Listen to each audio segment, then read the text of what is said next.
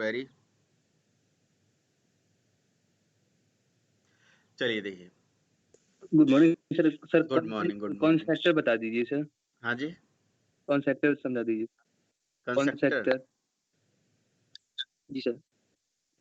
अच्छा, बिल्कुल। अभी तो वो सब टॉपिक आएगा।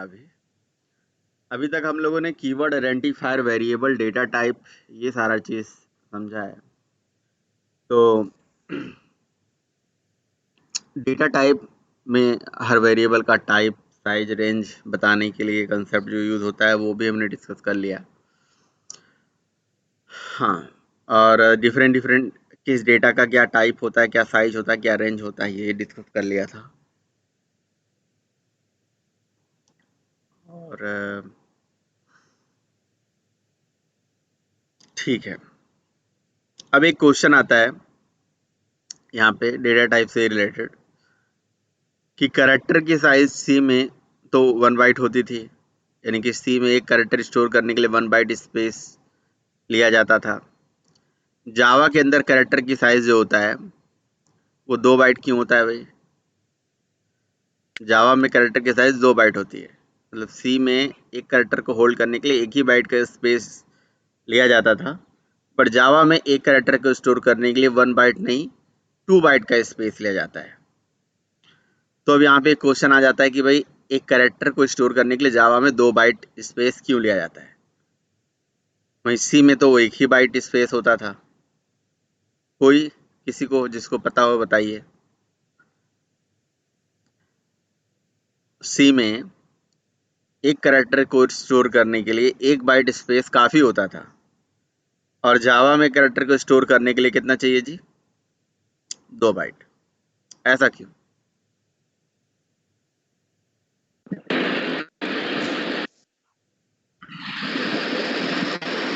हाँ जी,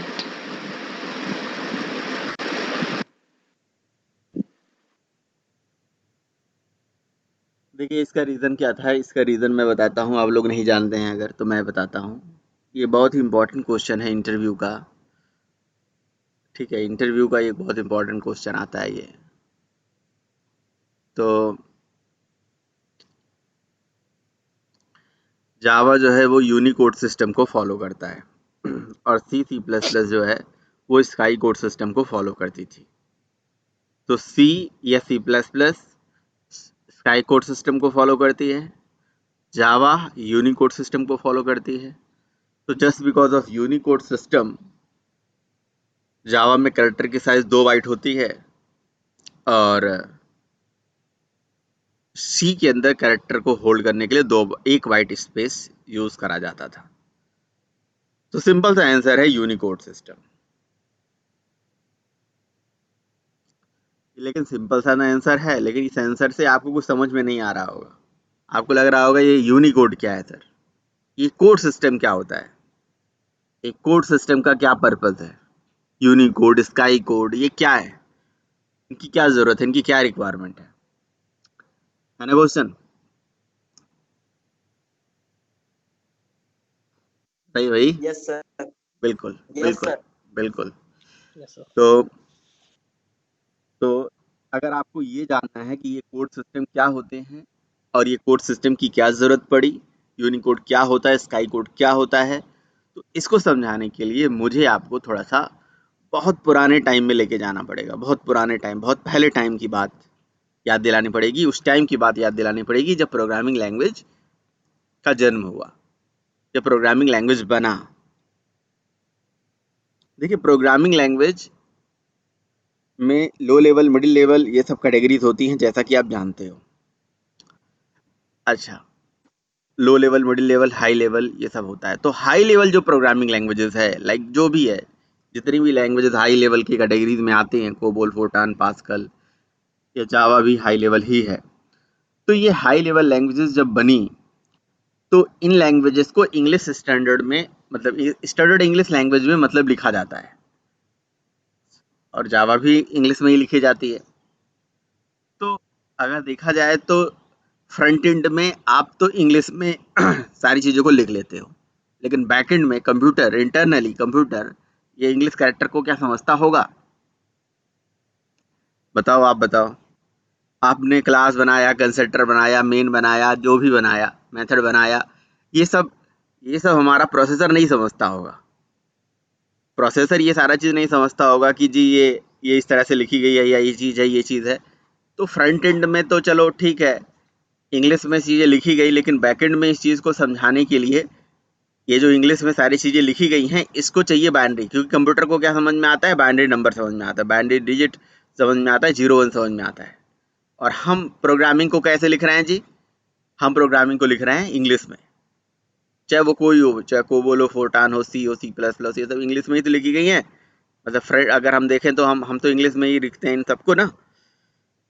तो अब जैसे सपोज करो कि आप कोई भी करेक्टर कीबोर्ड से एंटर करते हो और वो इंग्लिश में लिखी गई है, तो हम भी क्वेश्चन आ जाता है कि भाई इस इंग्लिश कैरेक्टर को कैसे 0 1 में कन्वर्ट करा जाए, यानी कि बाइनरी में कन्वर्ट करा जाए, क्योंकि मेमोरी में तो इसको प्रोसेसर तो 0 1 में ही समझेगा। तो कोई भी कैरेक्टर बाइनरी में कैसे कन्वर्जन हो? आपने अगर थोड़ा बहुत भी कंप्यूटर का मैथमेटिक्स पढ़ा हो, तो कंप्यूटर में कोई कैरेक्टर टू बाइनरी कन्वर्जन कोई कंसेप्ट होता ही नहीं है, और ना बाइनरी टू कैरेक्टर कन्वर्जन होता है। कन्वर्जन होता है जी decimal to binary, binary to decimal, decimal to hexa, hexa to octa, ऐसे होता है ना।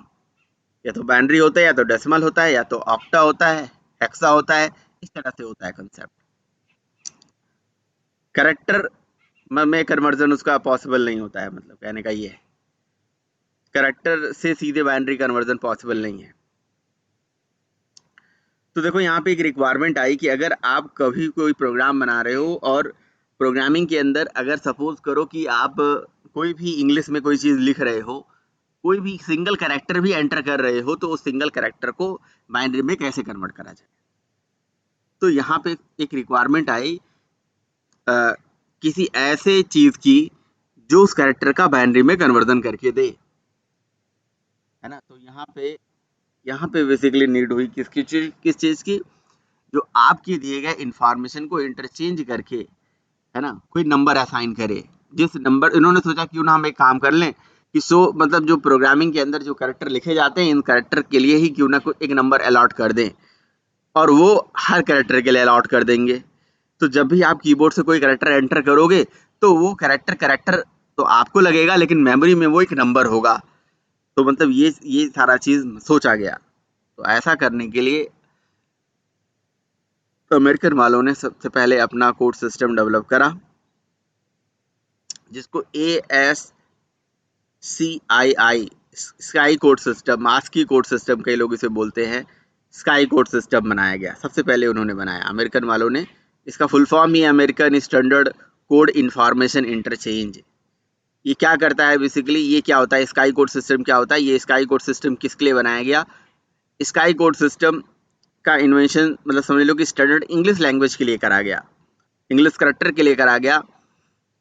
और लेकिन इंग्लिश करेक्टर में ए से लेके जेड तक स्मॉल, और ए से जेड तक कैपिटल, ये मतलब 26 करेक्टर होते हैं। और लेकिन प्रोग्रामिंग करते टाइम पे कीबोर्ड के अंदर और भी बहुत सारे कीवर्ड्स आते हैं, लाइक अंडरस्कोर होता है, सेमीकोलन होता है, एंड ऑपरेटर, कुछ स्पेशल कैरेक्टर्स आते हैं, नंबर्स आता है, ऐसे बहुत सारी चीज़ें आती हैं। तो उन सबके लिए ऐसे मतलब नंबर अलॉट करा गया। और उस कोड सिस्टम का नाम, यानी कि वो कोड सिस्टम का नाम जिसके लिए वो नंबर अलॉट करा गया, उसका नाम स्काई कोड सिस्टम रखा गया। मतलब कहने का मतलब ओवरऑल ये हो गया कि जब आप सोर्स कोड में कोई कैरेक्टर एंटर करोगे, कुछ भी लिखोगे, मतलब जब आप फ्रंट एंड में कुछ भी लिख रहे हो या कीबोर्ड से कुछ भी कैरेक्टर प्रेस कर रहे हो, तो वो आपके लिए इंग्लिश कैरेक्टर है, लेकिन मेमोरी में वो कहीं ना कहीं अपने आप इंटरचेंज होके उसकी एक डेसिमल वैल्यू असाइन हो जाएगी। और ये चीज़ क्या करा गया आपके मतलब कह सकते हो कि कंप्यूटर के साथ इनबिल्ट करके दे दिया गया, प्रोग्रामिंग के साथ भी इनबिल्ट करके दे दिया गया। प्रोग्रामिंग में भी अगर ऐसा करते हो तो उसमें इस चीज़ की ज़रूरत पड़ती है। जैसे सी है, सी स्काई कोड सिस्टम को फॉलो करती है। तो सी के अंदर जब भी कोई प्रोग्राम आप बनाते हो, कोई भी कीबोर्ड से कैरेक्टर प्रेस करते हो, तो वो मेमोरी में अपने आप इंटरचेंज हो जाता है, और उसकी एक डेसिमल वैल्यू उसके लिए अलॉट हो जाती है।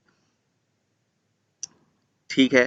तो आप अब अगर आप जाके देखोगे, गूगल पे आप टाइप करके देखोगे स्काई कोड सिस्टम, तो स्काई कोड सिस्टम में हर कैरेक्टर के लिए कुछ ना कुछ नंबर है।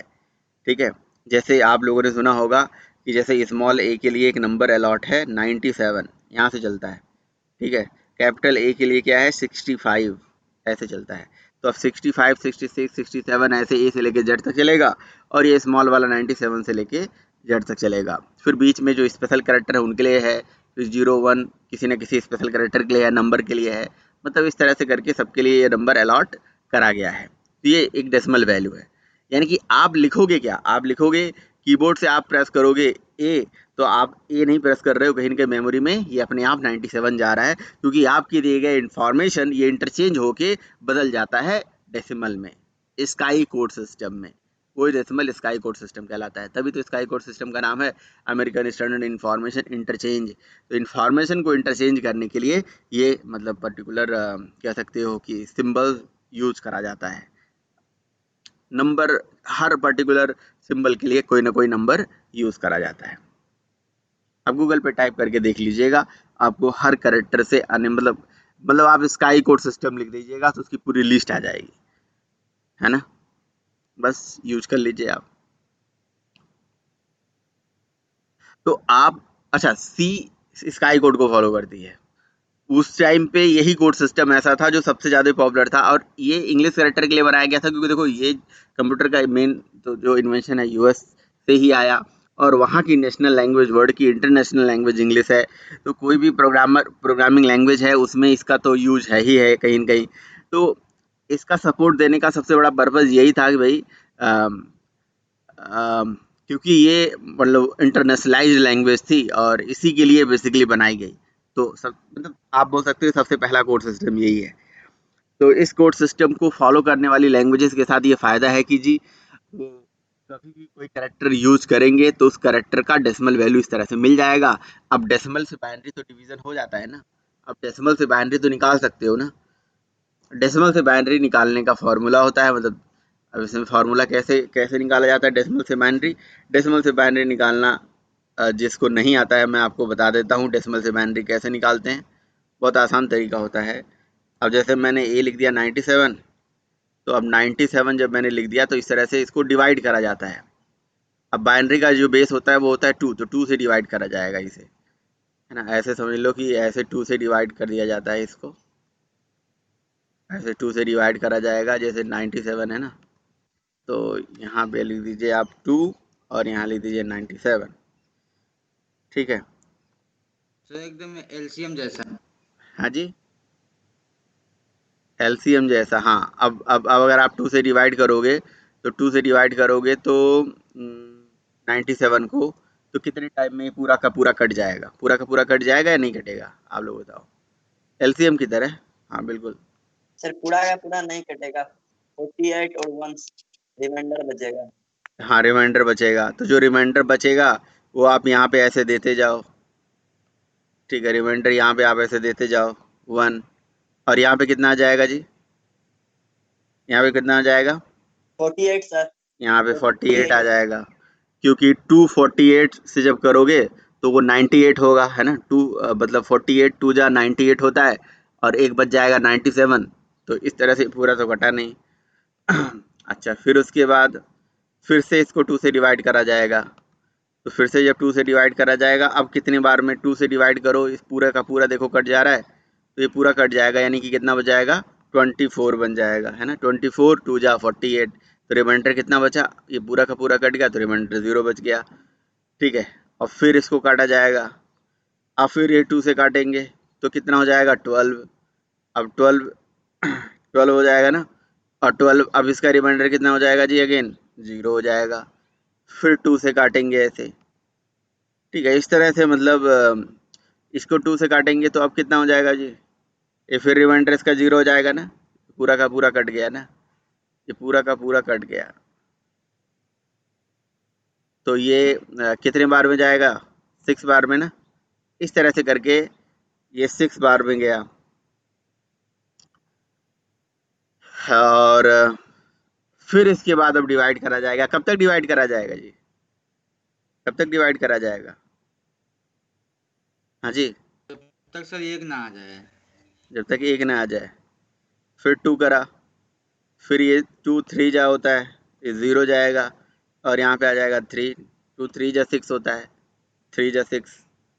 अच्छा, अब ये 3 कितने बार में जाएगा, 1 टाइम में जाएगा ना, 3 तो 1 टाइम में जाएगा, फिर से 2 से काटेंगे हम, तो ये 2 1 जा 2, तो यानी कि यहाँ पे नीचे कितना बचेगा रंजीत? हैं, यहाँ पे हमने लिख दिया 1, यहाँ पे क्या लिखेंगे, कितने बार में जाएगा ये? अरे बोलो सर भाई। 1 बार में। हैं? एक बार में ना, 1 बार में, 1 एक बार। तो 1 बार में चला गया।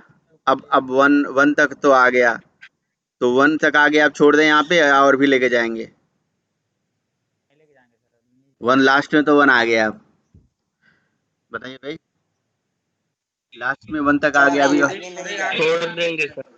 छोड़ देंगे, अब कोई जरूरत नहीं है, लेकिन यही 1 उठा लेंगे और ये हम नीचे से ऊपर तक, है ना, नीचे से ऊपर, अब इसको लिखने का सिंटैक्स होता है, नीचे से ऊपर इसको हम लिख देते हैं ऐसे, नीचे से ऊपर ये नंबर पूरा हम लिख देते हैं।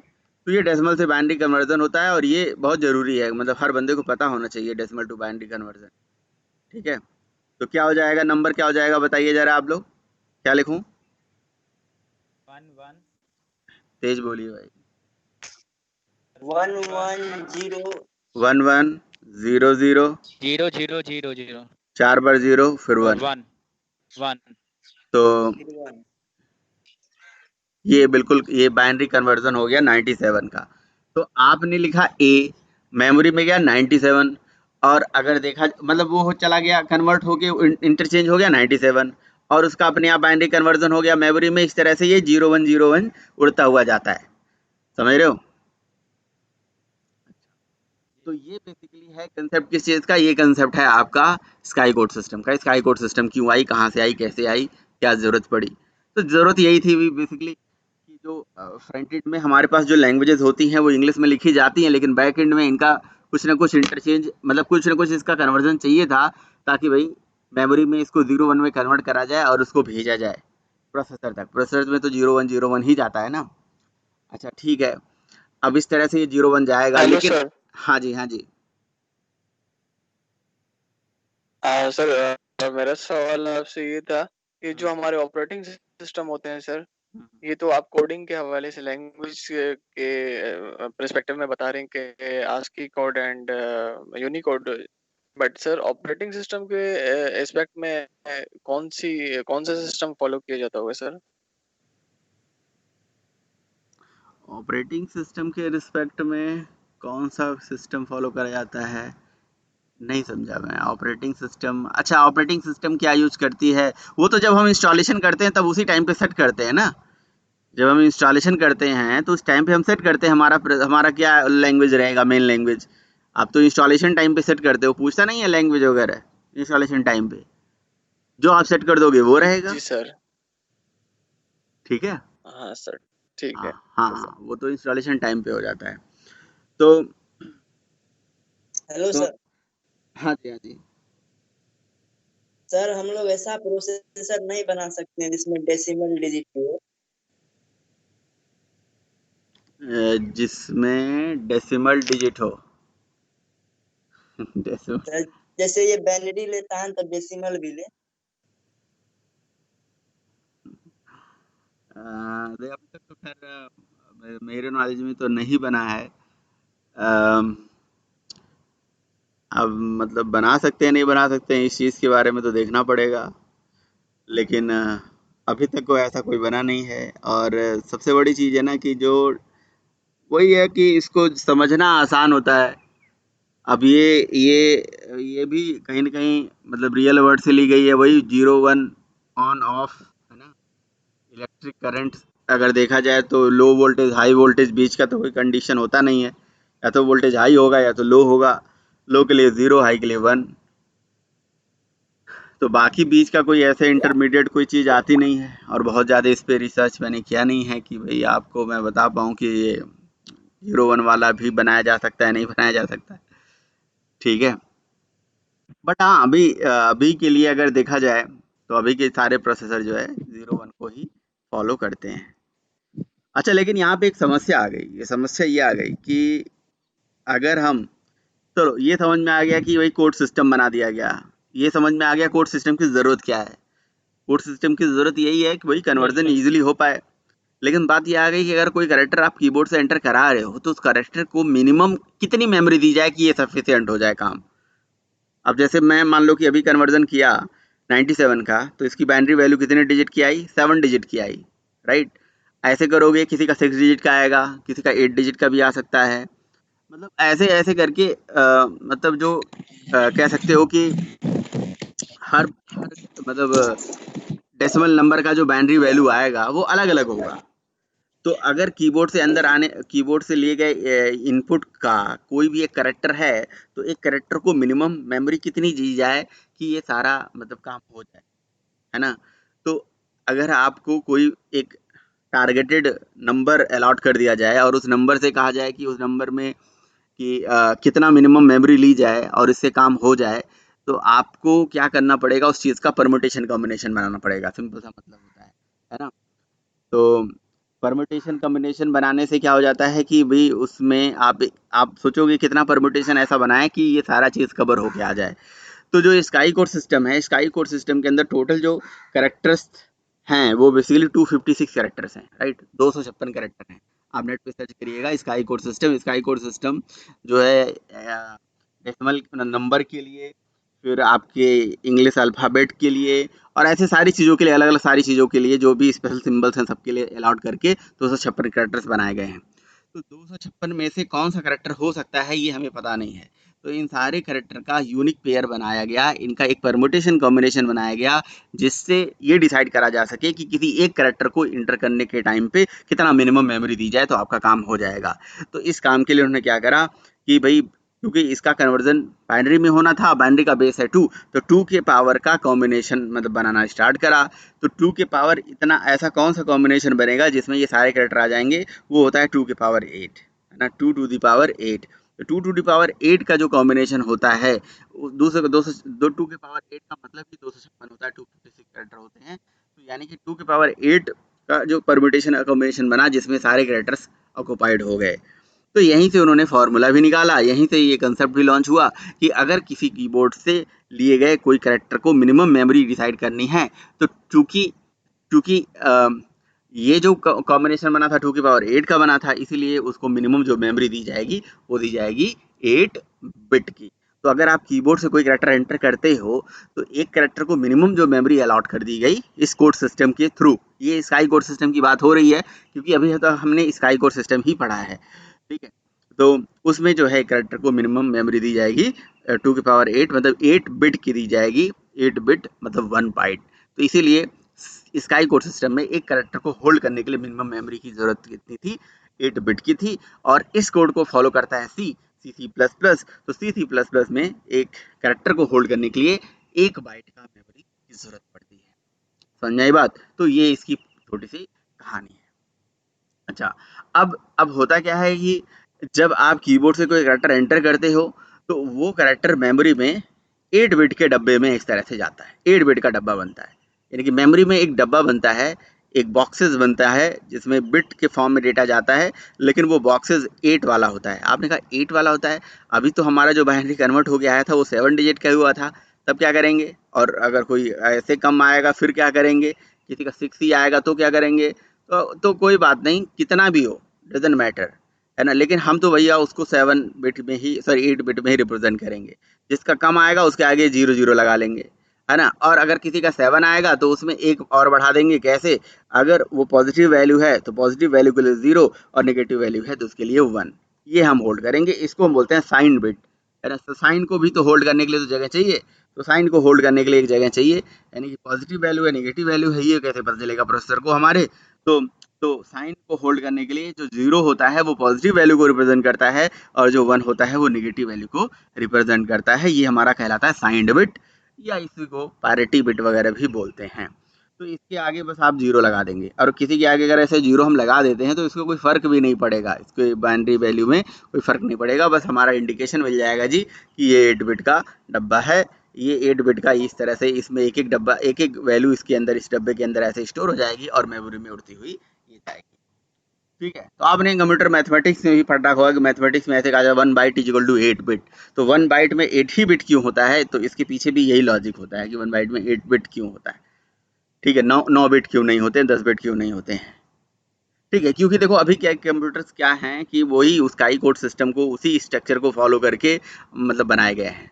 और दूसरा चीज़ देखो जो मतलब ऐसा इन लोगों का मानना है, ऐसा मतलब पढ़ा भी है मैंने कि ऐसा कहते हैं कि जो कंप्यूटर मतलब ये जो मेमोरी में रिप्रेजेंटेशन होता है 8x8 के फॉर्म में करा जाए तो उसको ईजिली समझा जा सकता है, ईजिली अंडरस्टैंड करा जा सकता है, इस वजह से है ये।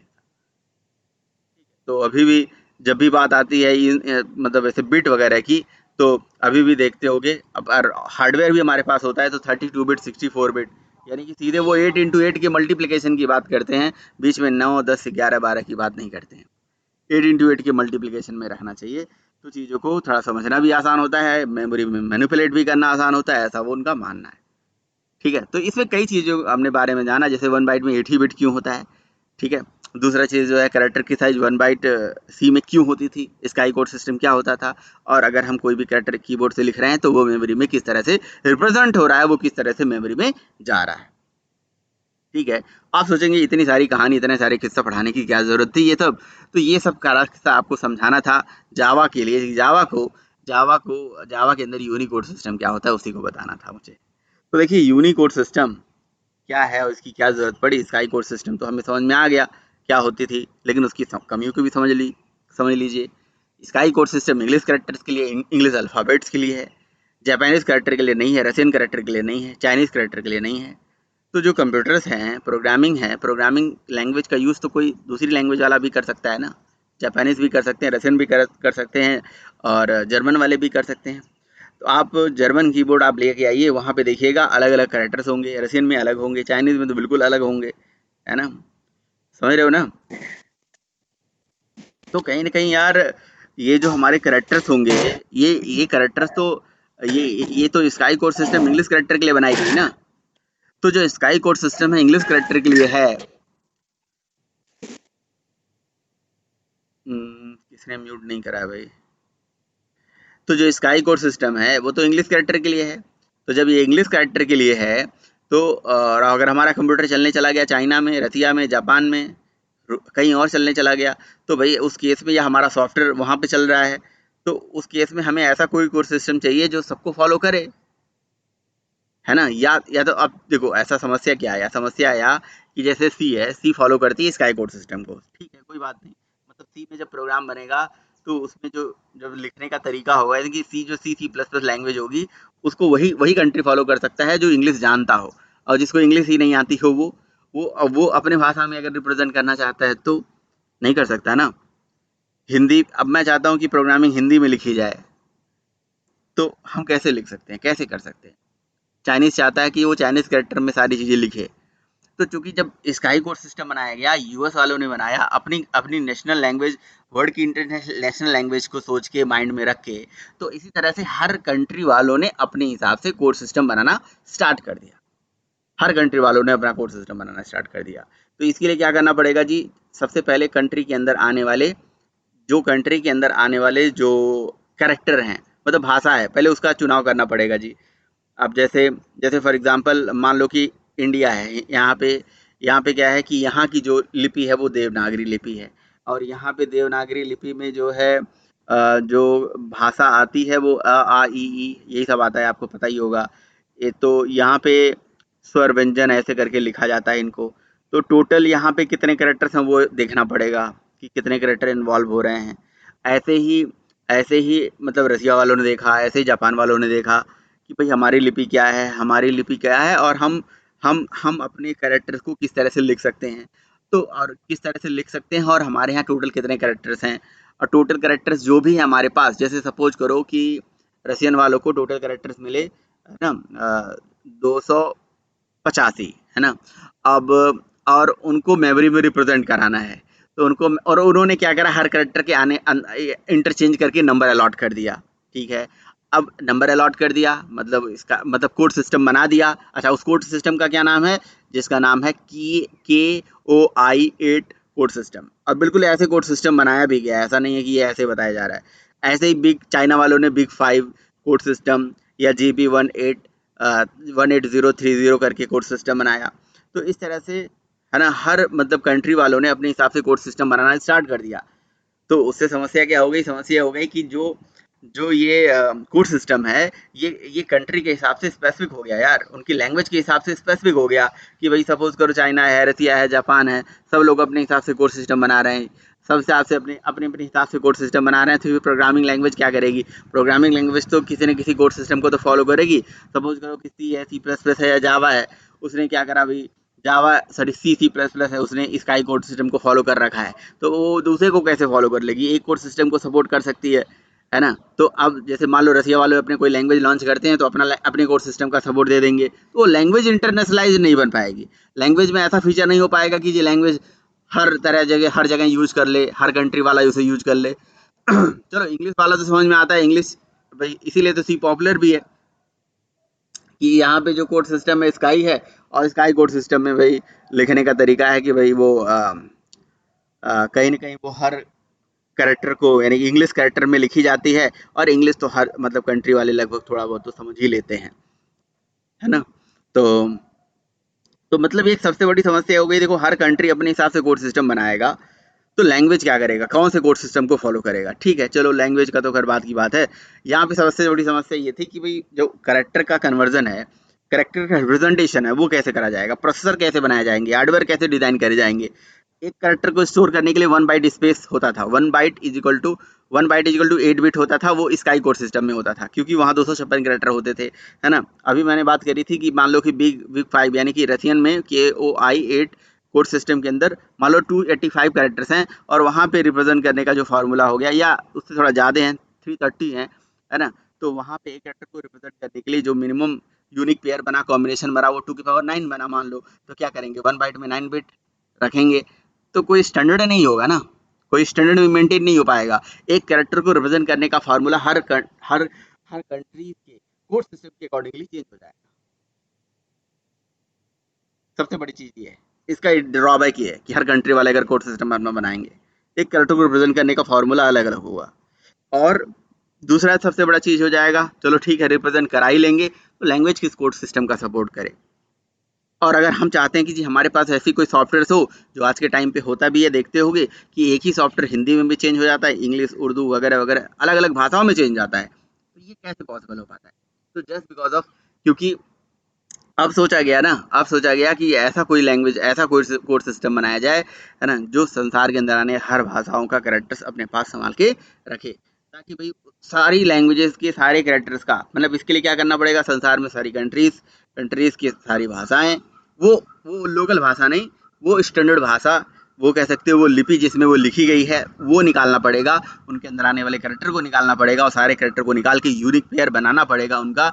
और इस काम को करके इसके कोड सिस्टम का नाम, है ना, मतलब कुछ ना कुछ दिया जाएगा, तो इस कोड सिस्टम का नाम यूनिकोड सिस्टम दिया गया, समझ रहे हो? तो यूनिकोड सिस्टम जो होता है, ये संसार के अंदर आने वाले हर भाषाओं के कैरेक्टर्स के कॉम्बिनेशन इसके पास हैं।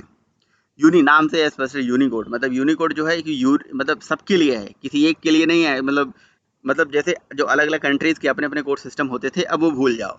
यूनिकोड सिस्टम एक ऐसा कोड सिस्टम बनाया गया जिसमें संसार के अंदर आने वाली हर भाषाओं के कैरेक्टर्स अवेलेबल करा दिए गए।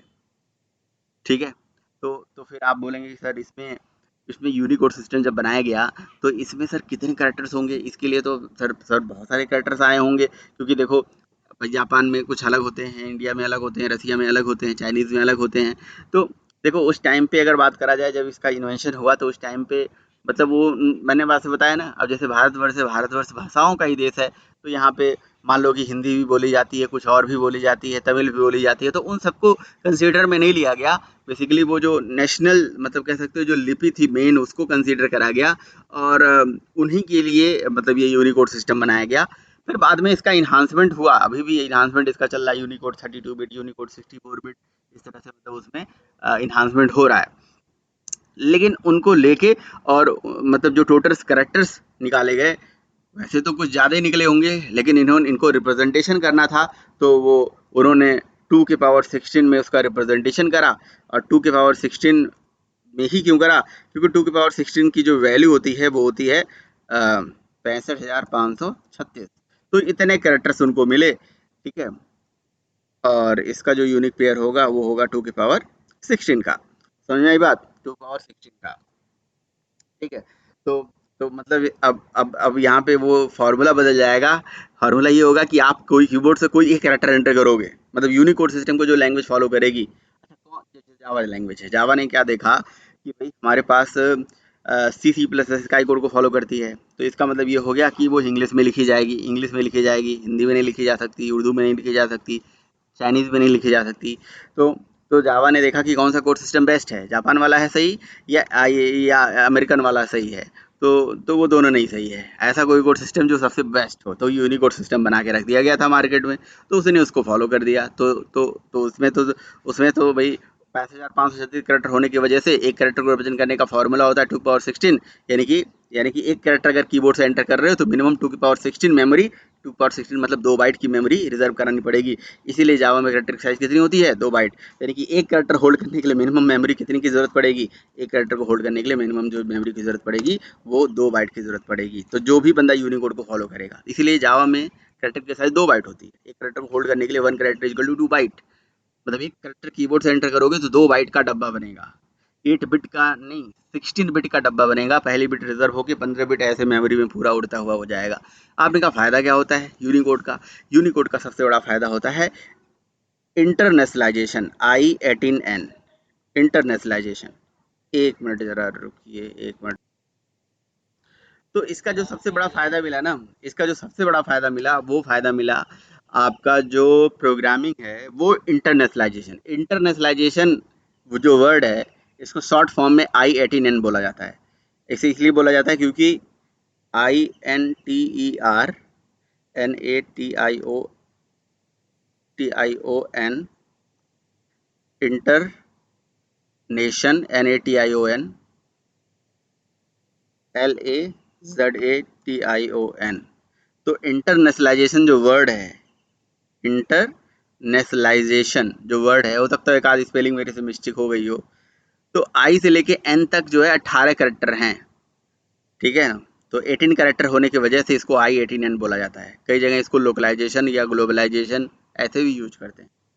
तो ये स्काई कोड सिस्टम फॉलो करने से इंटरनेशनलाइजेशन नहीं हो पाता है, लेकिन यूनिकोड सिस्टम फॉलो करने से इंटरनेशनलाइजेशन हो पाता है। मतलब ये इंटरनेशनलाइजेशन की हिंदी मीनिंग होती है अंतरराष्ट्रीयकरण, है ना।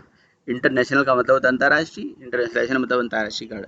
मतलब आप अपने प्रोजेक्ट का अंतरराष्ट्रीयकरण करने जा रहे हो, मतलब आप अपने प्रोजेक्ट को इस तरह से चलाने जा रहे हो कि जी वर्ल्ड वाइड वो चले। वर्ल्ड वाइड कैसे चलेगा, मतलब ऐसे कि भाई अगर उसी वेबसाइट में बटन बना दिया जाए, क्लिक करो हिंदी में चेंज, क्लिक करो है ना जापान में चेंज, जापानीज में चेंज, रसियन में चेंज, चाइनीज़ में चेंज, उर्दू में चेंज। तो कहने का मतलब ये है कि भाई हमारे पास कहीं ना कहीं इंटरनेशनलाइजेशन प्रोजेक्ट में एक ऐसा फीचर होता है जिसके थ्रू हम एक अपने प्रोजेक्ट में एक ही प्रोजेक्ट को हिंदी, उर्दू मतलब अलग अलग भाषाओं में चला सकते हैं। तो इंटरनेशनलाइजेशन का सपोर्ट उसी में है जो यूनिकोड को फॉलो करता है, क्योंकि इसमें सारे भाषाओं के कैरेक्टर्स अवेलेबल हैं, ठीक है। तो जावा एक कैरेक्टर की साइज 2 बाइट होती है क्योंकि यूनिकोड को फॉलो करता है। यूनिकोड क्या होता है अब आपको समझ में आ गया होगा। इसको समझाने के लिए वो स्काई कोड सिस्टम और सारा चीज़ समझाना पड़ा आपको, ठीक है। बाकी इसके फ़ायदे तो बहुत है। अगर इंटरनेशनलाइजेशन है तो इंटरनेशनलाइजेशन का जो सबसे बड़ा फ़ायदा है, सबसे बड़ा एडवांटेज है कि भाई नो डाउट आपका प्रोजेक्ट इंटरनेशनलाइज लेवल पे चलेगा, मतलब ग्लोबल लेवल पे चलेगा। एक ही प्रोजेक्ट को अलग अलग भाषाओं में रिप्रेजेंट कराया जा सकता है। तो जावा में एक टॉपिक है ये, मैं आपको पढ़ाऊँगा इंटरनेशनलाइजेशन, जिसमें आपको एक ही सॉफ्टवेयर को अलग अलग भाषाओं में, ऐप में भी फीचर होता है देखते होगे आप, वो मैं आपको करके दिखाऊंगा, समझाऊंगा आपको कैसे होता है। फिलहाल कोई क्वेश्चन, कोई क्वेरी समझ में आ गया कोई दिक्कत? Yes sir. सर ये समझ गए। हिंदी, हेलो, हाँ जी। सर ये हिंदी भाषा को भी जैसे उसके कैरेक्टर को डेसिमल में कर देगा यूनिकोड सिस्टम। हाँ, मतलब अब यूनिकोड सिस्टम सबके लिए होता है। यूनिकोड सिस्टम मतलब यूनिकोड सिस्टम में सारी भाषाएं, मतलब ये यूनिकोड सिस्टम में स्काई भी आ जाती है, क्या मतलब KOI 8 रसियन के लिए भी आ जाता है, बिग 5 चाइनीज़ के लिए भी आता है, मतलब सबके लिए आ जाता है। तो अगर देखा जाए तो अभी भी यूनिकोड सिस्टम में भी ए की वैल्यू 97 ही है। तो आप बोलेंगे ये तो स्काई कोड सिस्टम है, क्योंकि स्काई कोड सिस्टम मतलब यूनिकोड सिस्टम में स्काई कोड सिस्टम तो आ ही गया ना, वो सारी चीज़ें आ ही गई, समझ गए। तो फिर मतलब कहीं ना कहीं स्काई कोड सिस्टम में सॉरी यूनिकोड सिस्टम में एक कैरेक्टर को रिप्रेजेंट कराने के लिए जो मेमोरी का रिप्रेजेंटेशन होता है उसको /u ऐसे लिखा जाता है, /u, है ना। मिनिमम जो वैल्यू होती है /u 4 टाइम 0 और मैक्सिमम जो वैल्यू होती है उसका होता है /u 4 टाइम f। ये मैक्सिमम वैल्यू होती है sky code system sorry Unicode system में। तो अब रही बात हिंदी के लिए, तो बिल्कुल हिंदी के लिए भी है। हिंदी के लिए आप जाना गूगल पे टाइप करना देवनागरी लिपि के लिए हिंदी के कैरेक्टर के लिए यूनिकोड सिस्टम क्या होता है, मिल जाएगा। तो बिल्कुल आपको यही करना पड़ेगा। अगर आपको ये इंटरनेशनलाइजेशन यूज करना पड़ेगा तो यूनिकोड वैल्यू लानी पड़ेगी आपको। अब जैसे मैं चाहता हूँ कि जी मेरी वेबसाइट हिंदी में चेंज हो जाए, इंग्लिश में चेंज हो जाए, चाइनीज में चेंज हो जाए, तो मुझे क्या करना पड़ेगा, सबसे पहले मुझे उस कंट्री कोड का मतलब कैरेक्टर निकालना पड़ेगा और कैरेक्टर का यूनिकोड वैल्यू निकालना पड़ेगा, क्योंकि हर कैरेक्टर का यूनिकोड वैल्यू कुछ ना कुछ असाइंड होगा, समझ रहे हो ना। जैसे स्काई वैल्यू असाइंड होती है उसी तरह से यूनिकोड वैल्यू हर कैरेक्टर के लिए असाइंड होगी। तो देखना चाहते हो हिंदी के लिए यूनिकोड वैल्यू क्या होगी, तो गूगल पे टाइप करिए, अब यहाँ पे लिखिए जी देवनागरी लिपि के लिए यूनिकोड वैल्यू क्या होती है, तभी आप इंटरनेशनलाइजेशन कर भी पाओगे। यूनिकोड फॉर देवनागरी, ठीक है। तो देवनागरी के लिए ये यूनिकोड आपको लाना पड़ेगा, इस यूनिकोड के बिना आपका काम नहीं चलेगा। ये सब देखो लिखा गया है, ये सब 0909090 IU ये सब है,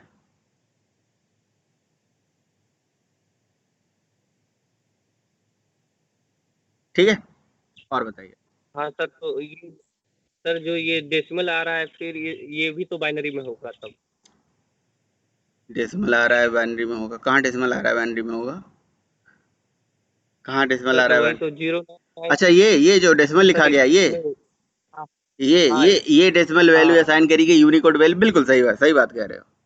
ये भी मेमोरी में, लेकिन देखो आजकल के प्रोसेसर ऐसे बनाए गए हैं ना कि वो मतलब हेक्सा वैल्यू भी समझ लेते हैं, बाइनरी ही केवल नहीं समझते हैं, हेक्सा वैल्यू समझ लेते हैं, डेसिमल नहीं समझ पाते हैं। हेक्सा वगैरह हेक्सा प्रोसेसर्स होते हैं जो वैल्यू को समझ लेते हैं, और कहीं ना कहीं बिल्कुल सही बात है, इनको भी 0 1 में कन्वर्ट करा जाएगा। इसका भी जीरो मतलब बाइनरी कन्वर्जन हो सकता है ना, कोई दिक्कत थोड़ी ना है। वो मेमोरी में इसी तरह सर से जाएगा, एक बिट उसके लिए भी रिजर्व होगा, साइंड बिट तो होगा ही होगा, ऐसे ही होगा। ठीक है। हेलो हाँ जी। सर 256 कैरेक्टर से ज्यादा जब हो रहा था तभी तो उसी के लिए यूनिकोड सिस्टम है ना। यस, यूनिकोड सिस्टम तो इंग्लिश कैरेक्टर के लिए है ना, बात ये है। Unicode sorry sky code system English character के लिए है, यूनिकोड सिस्टम संसार के अंदर आने वाले हर भाषाओं के कैरेक्टर के लिए है। यूनिकोड इसलिए आया हेलो क्योंकि ये सर। यूनिकोड सिस्टम केवल इंग्लिश के लिए था, जापान रशियन सारे कैरेक्टर के कॉम्बिनेशन उसमें नहीं थे, लेकिन यूनिकोड में सारी भाषाओं का कॉम्बिनेशन है, ठीक है। और बताइए। Hello sir. हाँ जी। Hello sir. हाँ जी। सर फिर ये इसे यूनिकोड सिस्टम से तो फिर जावा में जो मेथड है हिंदी में बन सकते हैं। मेथड देखो, वो तो प्रोग्रामिंग आप कर रहे हो, प्रोग्रामिंग यार मजा नहीं आएगा। आप मतलब मैंने तो कभी ट्राई करके नहीं देखा कि हिंदी में प्रोग्रामिंग कर सकते हो कि नहीं कर सकते हो। हिंदी में भी प्रोग्रामिंग पॉसिबल हो सकती है, क्यों नहीं। लेकिन इसका जो फायदा होता है वो सॉफ्टवेयर, जैसे कोई वेबसाइट का यूजर इंटरफेस आप डिजाइन कर रहे हो, मतलब करने के लिए मुझे तो लगता है कर सकते हो, कोई दिक्कत नहीं है। लेकिन यार हिंदी में बड़ा समझना बड़ा कठिन हो जाएगा, है ना। लेकिन वेबसाइट ऐसी बनाई जा सकती है कि जी मतलब जिसमें लिखा आता है ना इंटर नेम इंटर पास, जैसे देखो गूगल में आप टाइप करके देखो, हिंदी में चेंज करते हो तो हिंदी में पूरा लिखा जाता है, उर्दू में लिखते हो तो उर्दू में लिखा जाता है। वो उस तरह से वो फीचर फायदा मिलेगा हमें। ये एक बटन बनाएंगे, क्लिक करेंगे, हिंदी में चेंज हो जाएगा। ट्रांसलेटर होता है वो भी इसके थ्रू बन जाता है, Hindi to English, English to English, Russian to किसी और भाषा में जो ट्रांसलेशन होता है वो भी इसी के थ्रू होता है, ट्रांसलेशन का भी काम,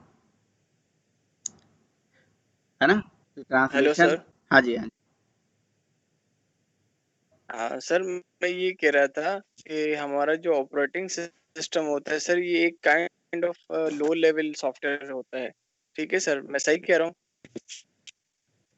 system software, operating system is a system sir software, operating system is a system operating software. System, yes sir. और इसमें कहा जाता है कि ये एक लो लेवल का सॉफ्टवेयर होता है जिसकी प्रोग्रामिंग जो है वो सी में की जाती है सर। हाँ, मतलब इसकी प्रोग्रामिंग पहले की लैंग्वेज में करी गई है, क्योंकि जो C++ और कोबोल सॉरी ये क्या नाम है आपका, असेंबली इन सब में यूज करी गई है। बिल्कुल सही बात।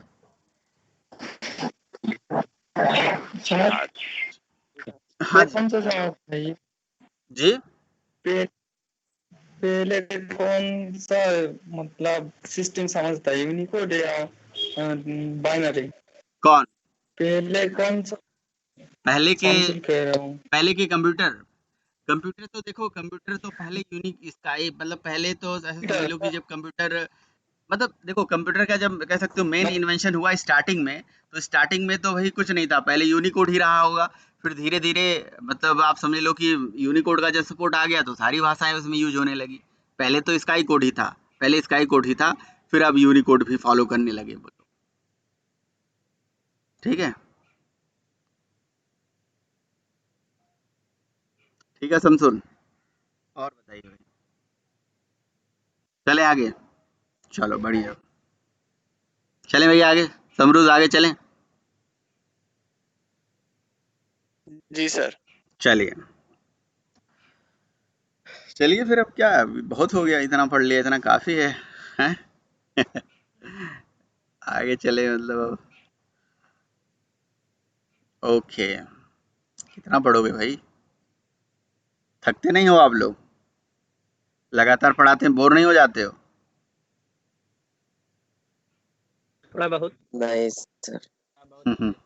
हाँ, कई लोग जो है नहीं कह रहे हो, कई लोग तो सो भी जाते होंगे। सुबह सुबह आए, ज्वाइन कर दिया, ज्वाइन करके उसका म्यूट लगा के उसका सो भी गए हैं।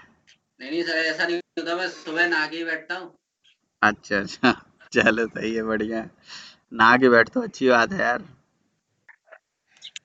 मैं तो वही बिना नहाए जो है पढ़ाना शुरू कर देता हूँ कई बारी। चलिए ठीक है।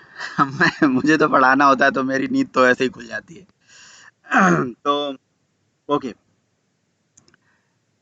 देखिए इस तरह से हमने डेटा टाइप और ये कैरेक्टर की साइज क्या होती है क्या नहीं होती है, ये सब स्टेप बाय स्टेप इसमें सारा नोट्स में लिखा भी हुआ है। तो ये सारा चीज़ उसका सोल्यूशन है। देखिए ये सारा चीज़ लिखा हुआ है जो मैंने आपको पढ़ाया, और आपको यहाँ से वो सारा चीज़ मिल भी जाएगा।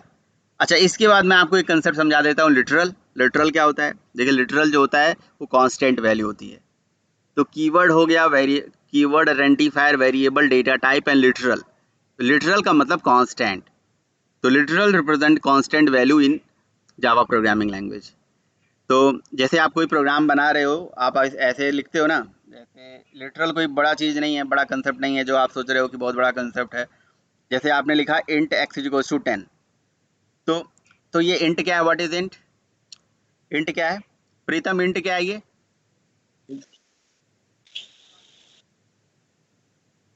What is it? Data type है। इंट डेटा टाइप है भाई। हाँ, इंट डेटा टाइप है। एक्स क्या है? What is x? वेरिएबल है। वेरिएबल है।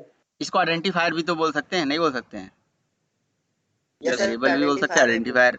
और ये 10 क्या है? व्हाट इज 10 क्या है?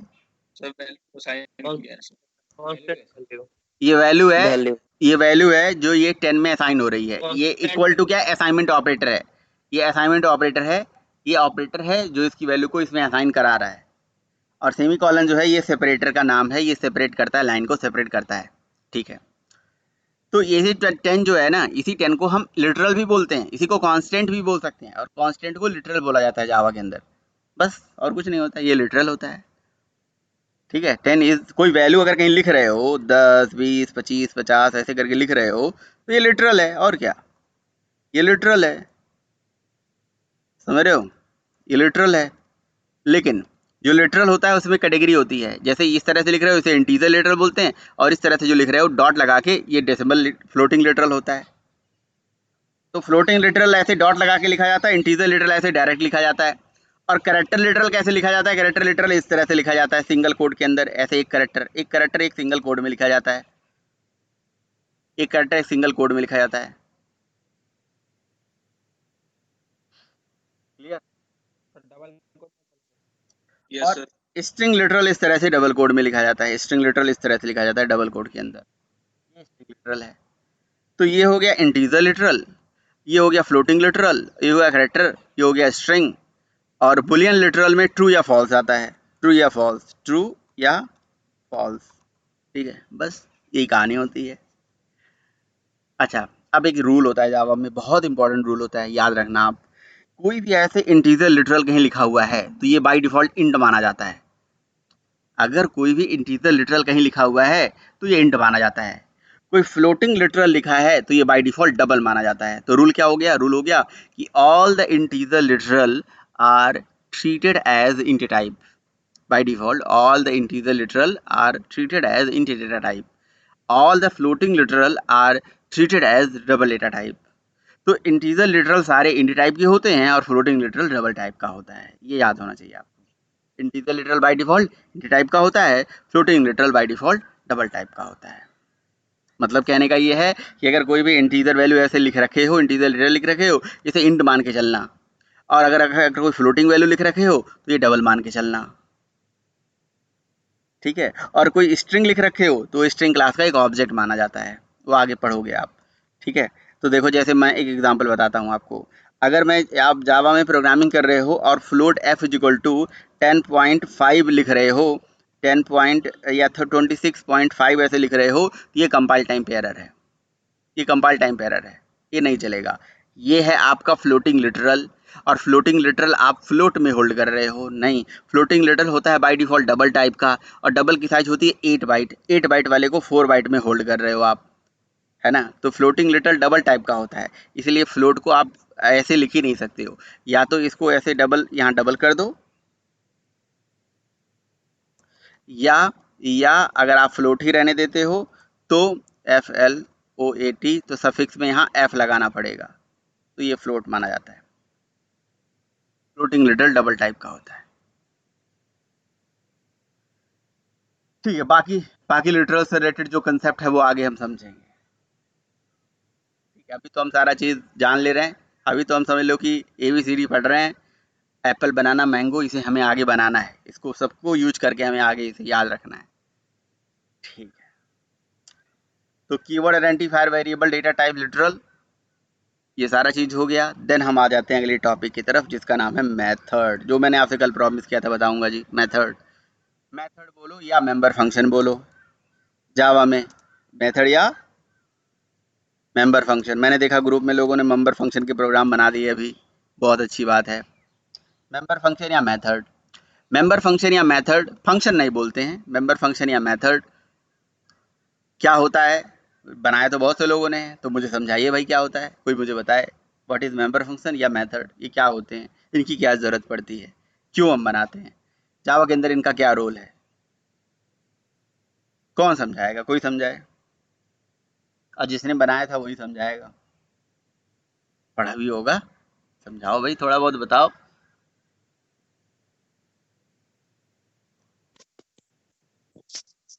जी sir. Ji.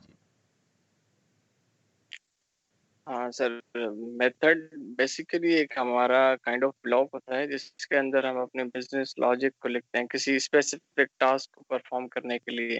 However the member function भी सेम ही होता है, बट वो क्लास के रिस्पेक्ट में जब हम कोई मेथड बनाते हैं ना, तो हम उसको मेंबर फंक्शन कहते हैं। यस यस, बेसिकली मेथड ही मेंबर फंक्शन है। एक ऐसा ब्लॉक होता है जहाँ पर, यस सर, एंड मेथड के जो है वो टाइप्स होते हैं।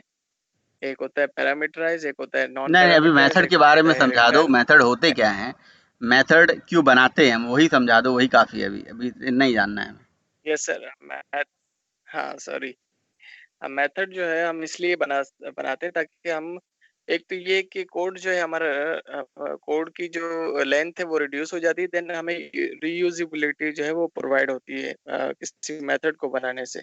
बेसिकली जो इसका मकसद है मेथड का बनाने का, वो एक तो ये है कि अपना रीयूजेबिलिटी प्रोवाइड होती है, दूसरा ये है कि कोड की जो लेंथ है वो कम हो जाती है सर।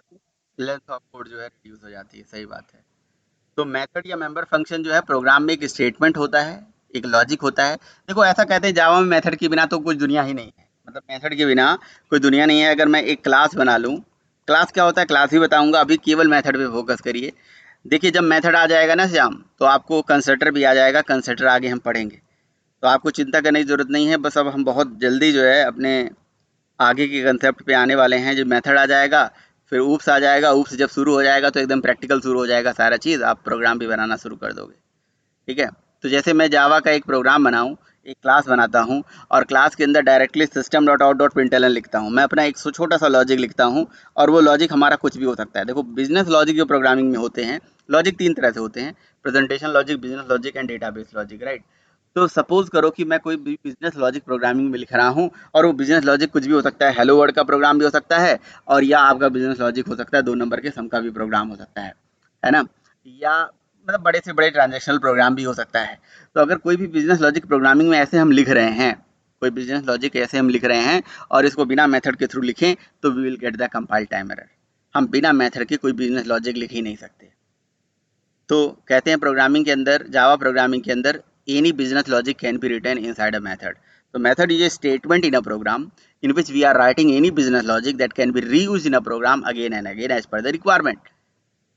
रिक्वायरमेंट के अकॉर्डिंगली जो है हम कोई भी बिजनेस लॉजिक मेथड के अंदर लिखते हैं और उसको जहाँ जहाँ ज़रूरत पड़ती है उसको हम रीयूज़ करते चले जाते हैं।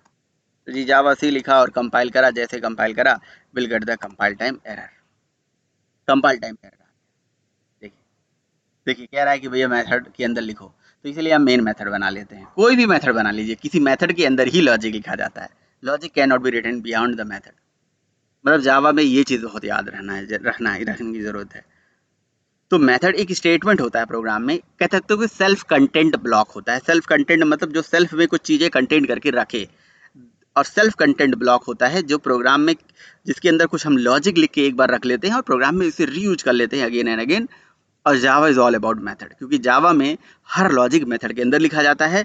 और आगे चल के जैसे जावा एंड्रॉयड आप सीखने वाले हो ना, तो एंड्रॉयड भी अगर आप सीखने वाले हो और आपको लग रहा है कि जी यहाँ पे बहुत बड़ा चीज़ करने वाले हो कुछ, तो बहुत बड़ा कुछ भी नहीं करने वाले हो, क्योंकि जब हम कोई काम करने जाते हैं, चाहे वो एंड्रॉयड हो चाहे जावा हो, हर काम के लिए मेथड्स बने बनाए होते हैं और मेथड के अंदर लॉजिक बनी बनाई होती है। बस उसे लॉजिक को ही कॉल करना सीखना है आपको। अगर मेथड कॉल करना सीख गए, मेथड बनाना सीख गए, मेथड को यूज करना सीख गए, तो समझ लो कि आधी जावा आधी एंड्रॉयड सारा चीज़ आपको समझ में आ गया, क्योंकि उसी के बेसिस पे ही प्रोग्रामिंग शुरू होती है, उसी पे बेसिस पे ही सारा चीज़ होता है।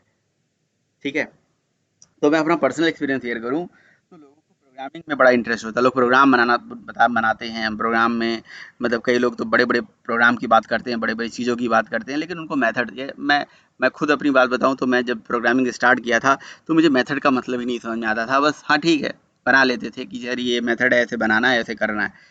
लेकिन अगर सच में उसे फील करके उसको प्रोग्राम बना के उसको यूज करके आप उस पर काम करो तो बड़ा अच्छा लगेगा। तो उसे फील करने की ज़रूरत है कि इसके क्या फ़ायदे हैं, कैसे बनाए जाते हैं, उसके क्या फ़ायदे हैं, क्या एडवांटेज हैं, सारा चीज़। ठीक है ना, तो चलिए बताते हैं कैसे बनता है मेथड। मेथड को बनाते कैसे हैं, पहले मेथड बनेगा फिर यूज होगा फिर कॉल होगा, मतलब कहने का ये है ना। जैसे बिल्कुल बिल्कुल उसी तरह से जैसे खाना बनेगा तभी तो खाओगे, बिल्कुल उसी तरह से अगर कोई मेथड बनेगा तभी उसे यूज करोगे, है ना। बिना बिना मेथड बनाए उसे यूज नहीं कर सकते। तो जब यूज करते हैं उसे कॉलिंग बोलते हैं और बनाने वाले को मेथड डिफाइन करना बोलते हैं। तो method definition, method calling, 2 term अभी याद रखो। जावा में भी मेथड्स बने हुए हैं और मेथड बिना क्लास के नहीं हो सकते। Method must be inside a class, वो हर किसी न किसी क्लास के अंदर ही होता है। ठीक है, चलिए कोई क्वेश्चन, कोई क्वेरी मेथड से रिलेटेड?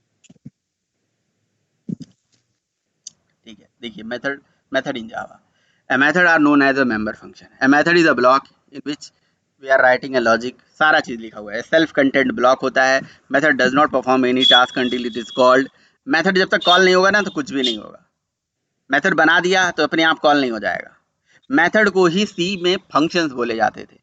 सी प्लस प्लस में उसे मेंबर फंक्शन या मेथड क्यों बोला गया? तो आपने कहा सर फंक्शन और मेथड में डिफरेंस क्या होता है? फिर क्या फंक्शन बोलते थे तो इसे मेथड क्यों बोलने लगे? क्या अंतर होता है? सारा चीज बताया जाएगा आपको, सारा चीज बताया जाएगा, चिंता करने की जरूरत नहीं है। ऊप्स के पॉइंट ऑफ व्यू से एक मेथड मेंबर फंक्शन होता है जो किसी ऑब्जेक्ट के बिहेवियर को रिप्रेजेंट करता है। ठीक है ना। तो अच्छा, जब आप मेथड को बनाते हो तो आपको ये सिंटैक्स पता होना चाहिए। जब भी कोई मेथड बनता है, आपने कहा सर मेथड बनता कैसे? सबसे पहले मेथड के साथ लिखा जाता है मॉडिफायर्स। मॉडिफायर्स कुछ भी हो सकते हैं। मेरी स्क्रीन दिख रही है ना आप लोगों को?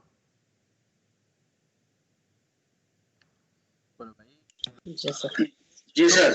तो मॉडिफायर हो गया, पब्लिक, स्टैटिक, फाइनल वगैरह वगैरह, ये मॉडिफायर्स हो गया। रिटर्न टाइप मेथड का जरूरी होता है। रिटर्न टाइप जरूरी होता है। रिटर्न टाइप क्या हो सकता है? मॉडिफायर्स में पब्लिक, स्टैटिक, फाइनल वगैरह वगैरह। रिटर्न टाइप में क्या होता है? रिटर्न टाइप में वाइड होता है, प्रिमिटिव होता है, नॉन प्रिमिटिव होता है, ये सब होता है। Primitive data, non primitive data. फिर मेथड का नाम होता है। फिर यहाँ पे आर्गूमेंट आप लिखते हो, ठीक है। अगर यहाँ आर्गूमेंट देते हो तो उस मेथड को पैरामीटराइज बोला जाता है, नहीं देते हो तो नॉन पैरामीटराइज बोला जाता है। तो मेथड की दो कैटेगरी हो गई, अगर अभी के लिए आप समझो, parameterize, non parameterize. But total उन दोनों में भी दो कैटेगरी होता है, विथ रिटर्न, विदाउट रिटर्न। तो टोटल 4 कैटेगरी हो गए, पैरामीटराइज में with return, without return, non parameterize में विथ रिटर्न, विदाउट रिटर्न। अब इसका क्या मतलब होता है मैं आपको बताऊंगा, विथ रिटर्न विदाउट रिटर्न का क्या मतलब है ना। अच्छा, यहाँ पे मेथड की बॉडी होती है, और यहाँ से मेथड के अंदर से कुछ वैल्यू अगर रिटर्न कराने की ज़रूरत है तो रिटर्न करा दीजिए। वो डिपेंड करता है कि रिटर्न टाइप क्या है उसका। जो रिटर्न टाइप होगा उसी के बिहाफ पे आप मेथड से कुछ ना कुछ रिटर्न कराओ। तो जब भी मेथड बनाते हैं तो कुछ ना कुछ वैल्यू इस तरह से रिटर्न कराते हैं।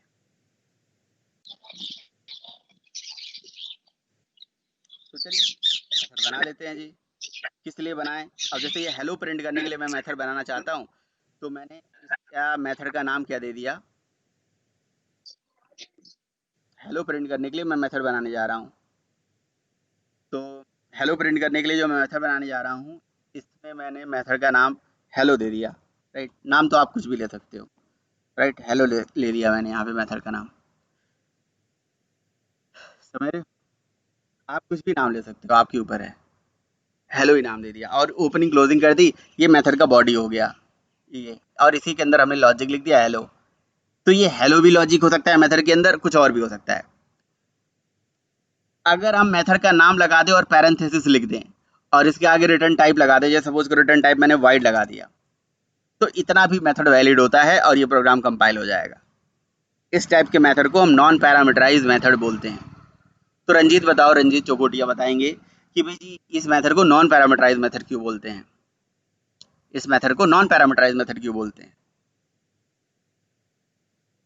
हाँ जी, सर आपने अभी बता रहे थे तो उस वक्त में नेटवर्क वो हो गया था, मैं वो हो गया था यहाँ मैं पे, बताता हूँ, मतलब मैं बताता कॉलिंग में हूँ, नहीं था। कोई बात नहीं, कोई बात नहीं, मैं बताता हूँ।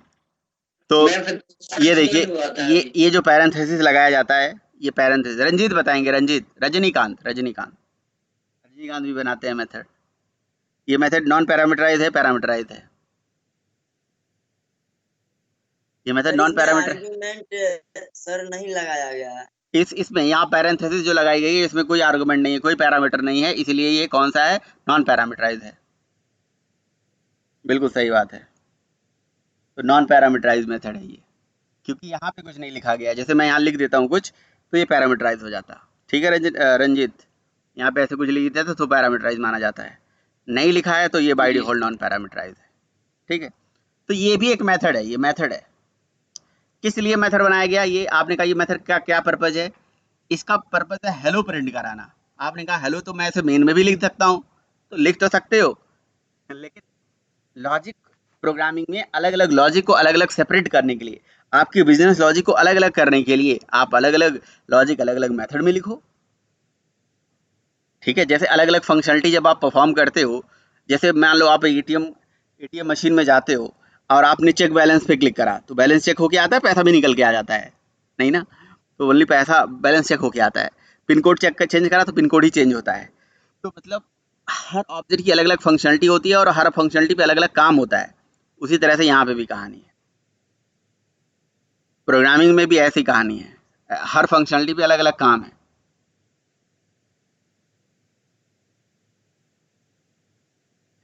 एक